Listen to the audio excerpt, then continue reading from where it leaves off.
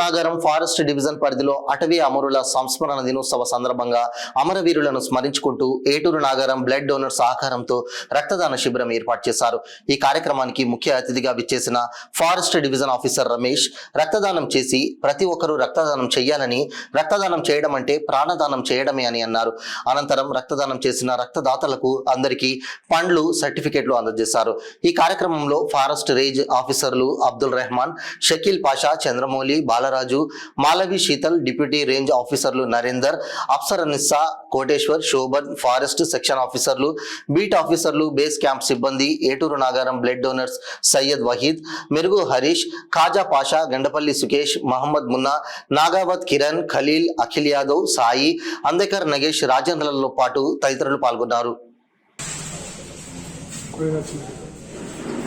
Courier తీసుకోమంటారు.